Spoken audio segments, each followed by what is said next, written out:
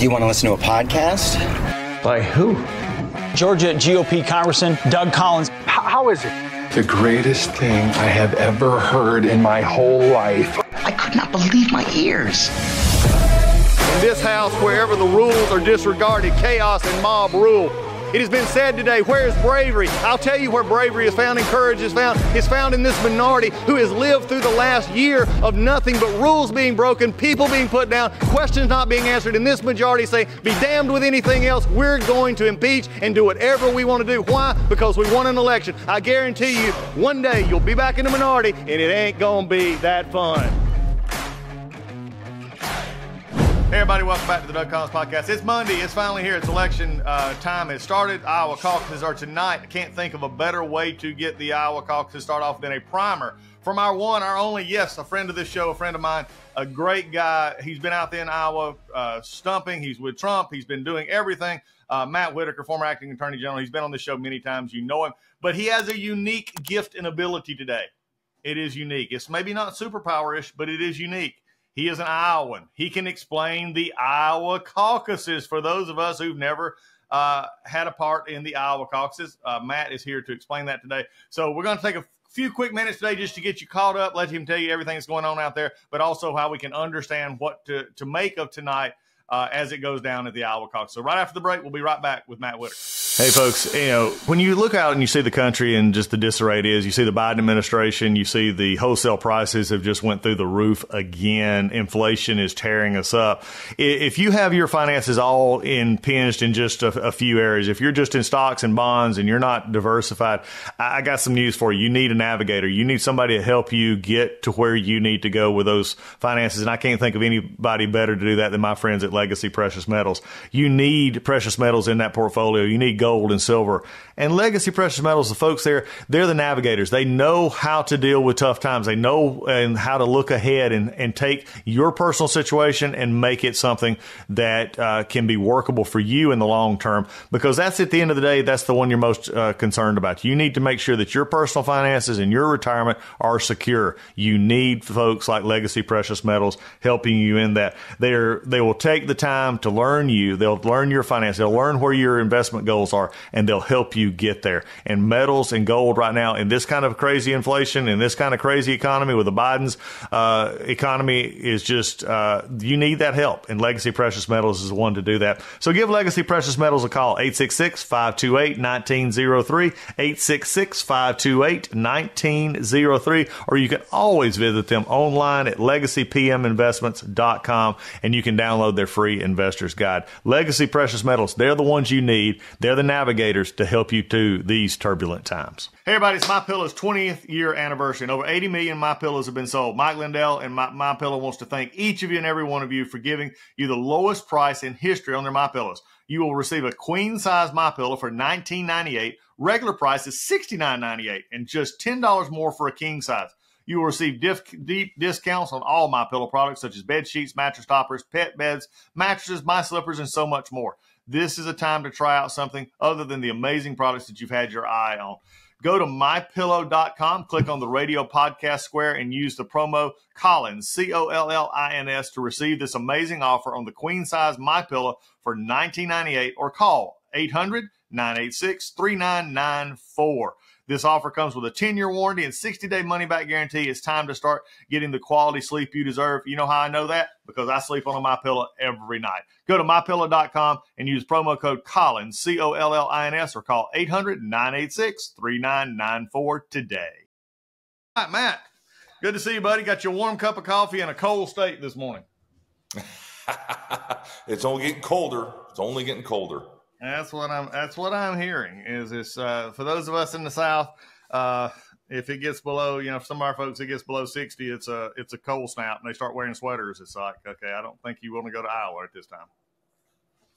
Well, if you like below zero temperatures, it's the only time I wear an overcoat actually is once it gets below zero. 0 to 32 is balmy for me. And, you know, with these types of temperatures, you know, thank God for global warming is all I can say. That's it. We're so glad it's here. Okay, and well, look, everybody knows you're an Iowa football legend. I mean, you've been there, you know it. But one of the things too is I got to get your take on this. Was there ever a worse loss by a professional team than Miami losing to the Bills last week and having to go to Kansas City this weekend to go from 80 degrees to 2? Yeah, that was quite a turn of events, but the Bills just outplayed them. They did for that game. Big time. I mean, obviously, playoff football is usually the cream rises to the top, but we'll see we'll see as these teams progress and we head to the Super Bowl who the best of the best are. I love NFL playoff football. It's going to be fun at this time of year. I got to agree with you at that point. All right. Man, I know you got things. It's getting closer. We're getting this day. Today is, when this video airs, we're taping this actually a couple of days before, but this podcast is today on Iowa Caucus Day. This is for all of the discussion since 2020 November. It's finally here. We're back in a presidential cycle. 2024 Iowa Caucus starting it off. But Iowa is different in the sense that it doesn't do like New Hampshire or South Carolina or Georgia or many, many others where you just go to the voting place, you vote like you normally do. Iowa's different. And there's some who argue that's better, some argue it's not. But I think it's unique. And for what I want people to understand, Matt, from your perspective of your beloved home state, explain why, and I've heard this from reporters this week, that it's not just showing up, it's staying. That you actually don't just come and do something, you got to stay. Explain that to us and let us talk about it. Well, Doug, I'll explain it this way. If you think of the caucuses are really a party organizing function, it's a meeting of the grassroots, the base of the base, organizing their county parties and, so delegates to the county convention, and then ultimately members of the county central committee. That feeds into the 4 congressional districts and their district meetings, and that feeds into the state convention and the state central committee. So it's a party organizing function. Usually we get about 25% new people every year. So there's kind of a trimming of the activists and who wants to be involved. And, obviously the people that are involved in the Republican Party, it's hard work. There's very few people to do the work. And so, you don't just show up to vote. And I think the other thing, comparing it to a primary, is typically a primary is an all-day vote. You have absentee ballots, so you can vote early. This is, you have to show up in person. You show up before 7 p.m. because the meeting starts at 7 p.m. And there's, we do a prayer, we do a pledge, we pass the hat for Lincoln Bucks to raise money for the party, the Republican Party, and to put on these caucuses. You elect there's a temporary chair that calls it to order. You elect a permanent chair, elect a secretary or treasurer, and you go about the business. There are recommendations for the planks of the platform that originate at these precinct caucuses. And there's over about 2,000 of these meetings going on all over the state. I'm going to be in Ankeny, my home city, participating in my caucus. And then there's, they start a straw poll, which is what the caucus, what the numbers that's reported out of this and who wins or who loses. It's a straw poll. And so each campaign has an ability to have one speaker for 3 minutes. I was talking to Don Jr. recently, and he's going to speak at one of these caucuses on behalf of his dad. And he said, it's going to be hard for me as a Trump to take less than 3 minutes. But there's speakers that speak in support, on the Trump campaign, very well organized. We have caucus captains that have been designated, been given lanyards identifying them. They have hats that are these beautiful white with gold trim, caucus captain hats to identify themselves. And so ultimately after the speeches are given, and so there could be and if there's no representative for a campaign, then no speech is given for that candidate unless somebody just decides that they want to speak on behalf of a candidate that they're supporting. And then you'll see people persuaded by those speeches because, not everyone is coming in knowing who they're going to vote for. Obviously, a lot of, there's been a lot of campaigning and a lot of hand-to-hand, meetings and speeches. And, I've been all over the state talking to folks about why I'm supporting Donald Trump. And then a piece of paper is passed around. Sometimes it's a quarter sheet of letter paper, or sometimes it's a pre-printed, colored piece of paper each person in the room that has been qualified as a legitimate Iowa voter, so they're registered to vote in Iowa, they're Iowa residents, and they're the proper age. They get a piece of paper, they all fill it out, you pass it to the people collecting the pieces of paper, and then they're taken to the front of the room. Each campaign typically has a representative watching the count. The pieces of paper are put in a pile, and the number is announced as business is continuing to go on while the count is happening. The results are announced, those are reported to the state party, and then those are posted ultimately for the number of votes that are received. And it's meanwhile you're electing delegates to the county convention, you're electing delegates to the district convention, you're talking about platform. Typically you lose a lot of people after the vote count is released. People walk out, and then you kind of end up with the faithful party folks. But all that being said, it's a neighborhood meeting. At the end of the day, my meeting is going to be about 3 minutes from here, just at a Baptist church around the corner by my old 9-hole golf course that I grew up on. So it is just it's an amazing experience. I went to my first one, Doug, when I was a senior in high school. I was 17 and a half. I was going to vote in the fall elections. I got extra credit in my government class, and I got elected to be a delegate to the county convention. That's pretty cool. You and I both got started early in this thing. But Matt, one thing I heard, and maybe correct this from me, because again, I'm not an Iowa, of course, native. I haven't, followed it, of course, at all. Well, you're always welcome here, Doug, especially if you like the cold. Well, especially in that, we get it. One of the things that I heard is like you caucus, like you get the Trump supporters will be here, DeSantis, Haley, and so I want to dispel before you explain this. I want to dispel this. This is how Democrats do it. Democrats cool. have a viability test. The Democrats there we go. Caucusing this year, but typically in a Democrat caucus, they separate everybody by support, and then they have a viability threshold of 15%. And so on the Democrat caucus, if you don't have 15% of the people in the room, then you decide your second pick. In Iowa, no second pick. It's just you vote for who you want, and you go on. So it's apples and oranges. The Democrats do it a little different. Obviously, they prefer a top-down approach, and they don't want challenges to the preferred candidate. Although Barack Obama, blew Hillary Clinton up here in 2008 with a strategy that was very successful. Yeah. Well, I mean that makes great sense then. I mean, because I'm glad we're having this meeting, because I've learned something here, because I thought both acted sort of the same way. So that means in essence, I'm hesitant to step here. So in essence, what you're doing, I'll help you. Come on, it's we'll take care. We'll figure this out.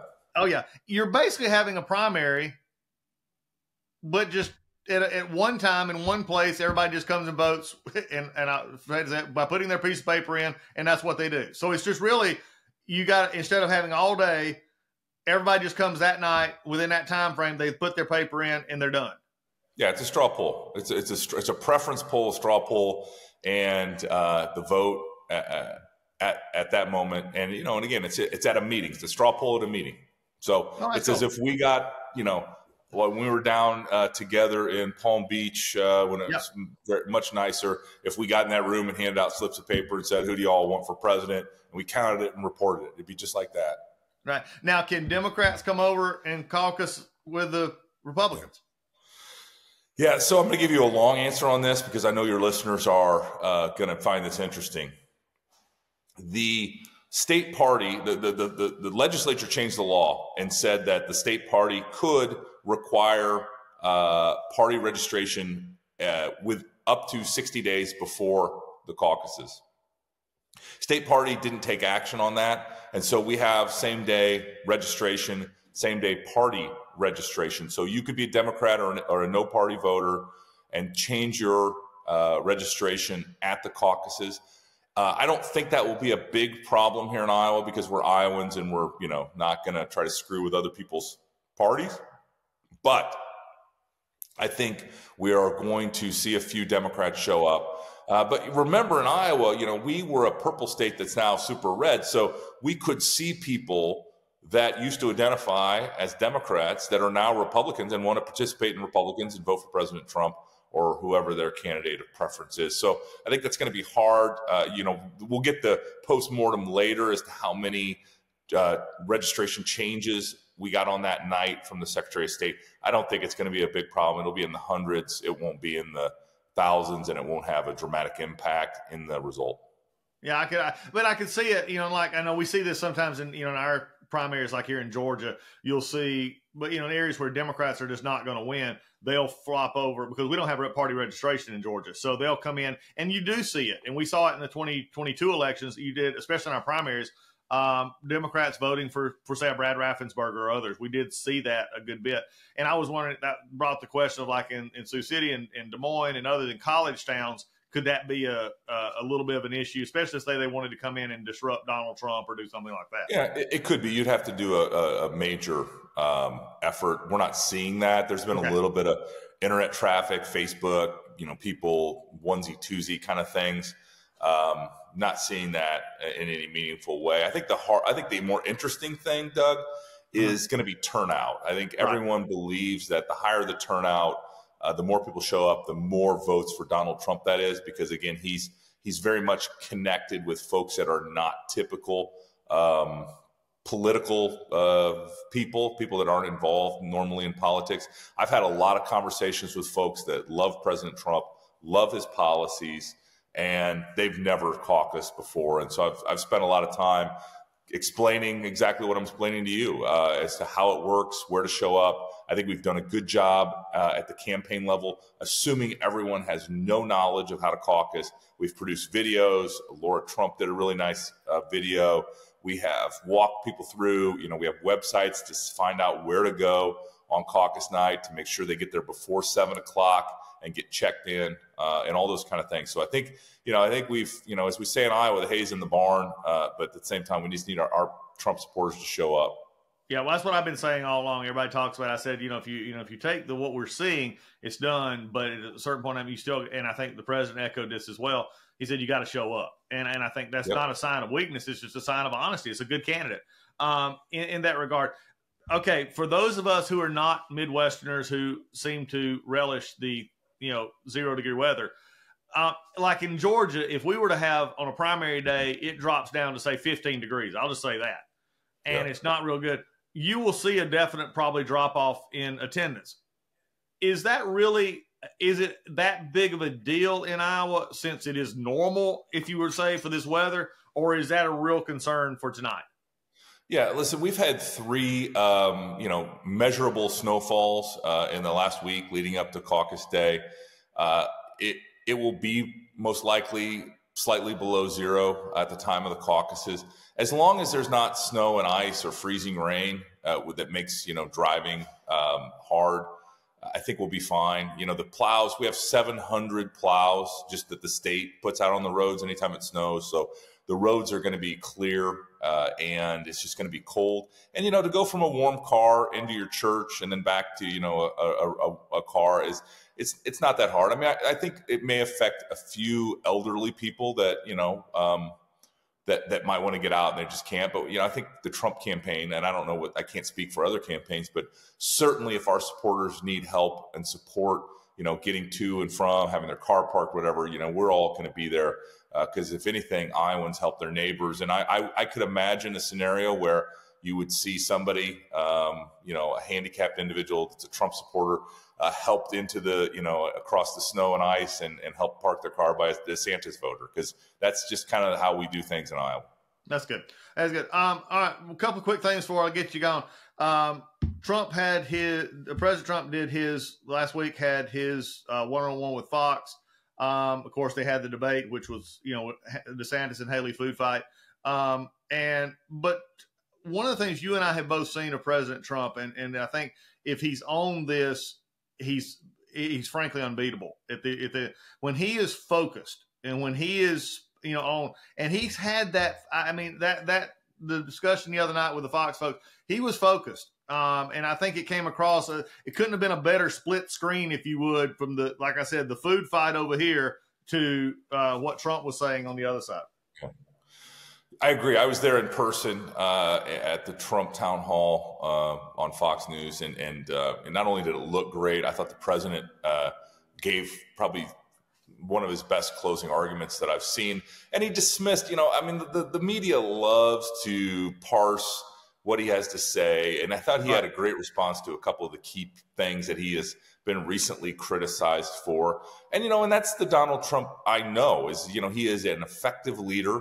He's going to build a great team. It's going to probably be a skeleton crew. So you better rest up, Doug, because everybody's going to be, it's all hands on deck. Yeah. But, it's going to require, a disciplined candidate. And I think you saw that at the town hall. And I think his messaging is he's messaging for the general. He knows he's going to be one-on-one with Joe Biden. And I think that's going to be an exceptional heavyweight fight. Well, it's gonna be great to look at and see, and I can't wait to see the results. A little bit has changed. In full disclosure, Matt and I were talking. I thought I was going to be in Iowa on Monday. It doesn't look. I've gotten moved a little bit, and I will be talking about what I believe is a Trump victory on Tuesday, on Outnumbered and other things in Fox. So I will be looking forward. I look forward to talking to you that night as well. Let's keep in touch on how it's going at your precinct. I'd love to do that, and we'll bring that out as a special thing for people in the next day or so, coming forward on the podcast. But Matt, you have enlightened me, and I appreciate it a great deal. I mean, it's the reason I wanted you on here, because is there's so much mystique around the Iowa caucuses, and you've been able to boil it down into understandable, which is what you always do. They're magical. I'm a proud Iowan, as you know. I think this is one of the greatest political traditions to be the first in the nation. I don't think we take it for granted. Obviously, we need to always be improving our process to make sure that the candidates that come to town feel like they're treated fairly, that they get a fair shake, that they get to share their message. But there's no substitute for investing the time in the state, and you've seen all of these candidates, but especially Ron DeSantis and Donald Trump, have been crisscrossing the state, talking to voters. I mean, after the town hall, you didn't see this, but Donald Trump went and shook almost every hand of everybody that was in that room. He's just tireless campaigner, and that's what you have to do to win Iowa. And so I think we're well positioned for a good result today. Curious thing, I mean, I think Trump does win convincingly in Iowa. Everything points that way. But after almost a $200 million spend and $300, is there a real, and this is my last question for you, Matt, is there a real, I mean, I'm looking at it as a real fact that there is a real dogfight for number two. And Haley's not put a lot into Iowa necessarily. DeSantis has put everything, and he reached his high the day he announced and has never went further. It doesn't look like. Does that look like the fight that could he actually end up in third? He could, and that would obviously be detrimental to his campaign. It's amazing. There's only so many ways, as you know, to spend political dollars, right. And we're not an expensive political state. We have, just 3 or 4 TV markets. There's been a ton of mail. Just the amount of mail and postcards we're getting. 3 a day from every candidate with various messages supporting their candidates. Super PACs are burning money in fireplaces right now, to be honest with you, because it's just, you can't spend that amount of money. But at the same time, we get this is not an air war. It's not a mailbox campaign. It is a one-on-one, getting people to show up to your event at Pizza Hut or, at the local community college. And so it is very much hand to hand and voter to voter. And I think, I can only speak for the Trump campaign, but we've done a really good job running an Iowa campaign. That is great. One of my best experiences I've had in my political career was in 2019. I was invited to speak at the Iowa Faith and Freedom Fall Conference there at the fairgrounds in Des Moines. I was keynote speaker. 1,500, 2,000 people packed into this place, food everywhere. I got my picture taken by the red, white, and blue tractor. I mean, I got the whole thing. It was pretty cool. We love you in Iowa, Doug. We're sad that you're not going to be here, but we'll find another time to get you here because look forward to it, my friend. Great state. Look forward to it. People that just love folks like you, true patriots. They're good folks. All right, folks, that's Matt Whitaker. Matt is a great guy. Looking forward to this. Thank you for the update on the Iowa Caucus today. Folks, tune in tonight. You're going to find out the first results coming back in. Of course, we'll be talking about it the rest of the week. And also tomorrow, I'll be watching for me. I'll be on Fox and Newsmax all day on different things talking about this. Appreciate all your support. If you have any questions for Matt or myself, please go to DougCollinsPodcast.com, hit that link button where you can email me. We'd love to hear your comments as we go. Matt, stay warm, my friend, and I'll see you soon.